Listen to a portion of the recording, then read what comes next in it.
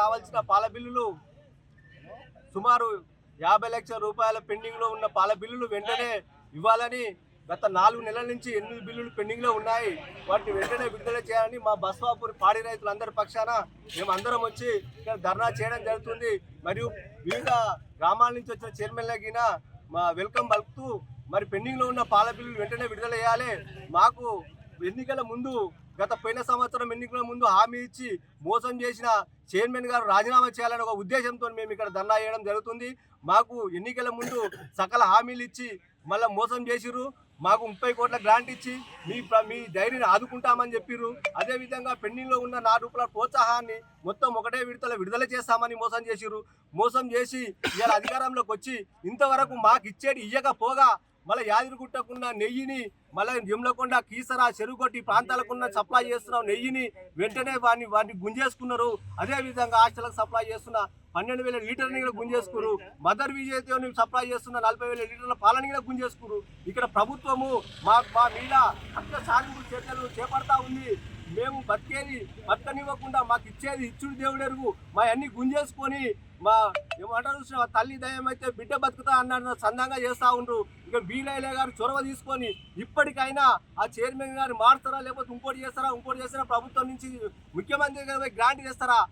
మా డైరీ పరిస్థితి ఆగుంది. మా రైతులు రోడ్డు మీద పడతా ఉన్నారు. మీ వెంటనే ఆ గ్రాంట్ని విడుదల చేసి మా రైతులకు ఉన్న పెండింగ్ బిల్లులను వెంటనే విడుదల చేయాలని మేము డిమాండ్ చేస్తూ ఉన్నాము. మేము ఇక్కడ నుంచి కదిలేదే లేదు. మాకు ఏదో రిపోర్ట్ రావాలి.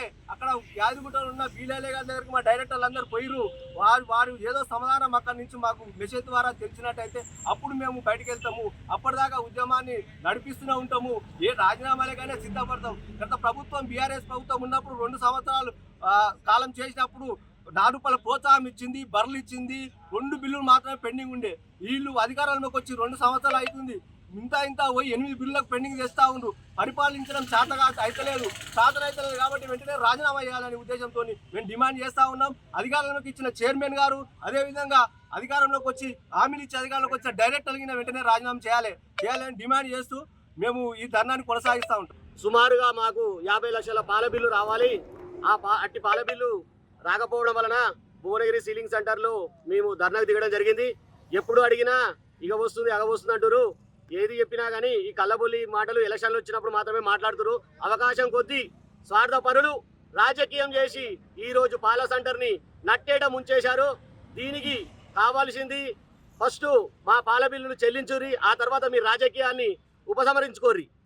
ఎంతసేపు రైతుల మీద రాజకీయం చేయకూర్రి. రైతులకు చాలా కష్టాలలో ఉన్నాము. ఒక గడ్డి మోపు 200 రూపాయలు అయింది. ఒక పిట్టు బస్తా 2,500 రూపాయలు అయింది. 4 నెలల నుంచి బిల్లు రాకపోవడం వలన రైతులు రోడ్డు మీద పడుతున్నారు.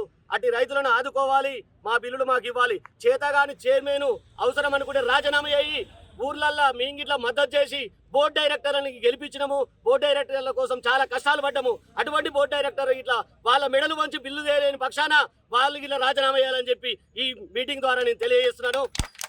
మేము చాలా కష్టపడితే నువ్వు బోర్డు డైరెక్టర్ అయినావు.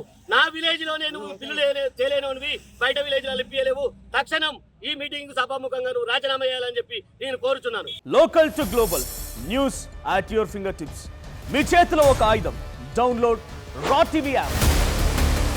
Media legend Ravi Prakash is back.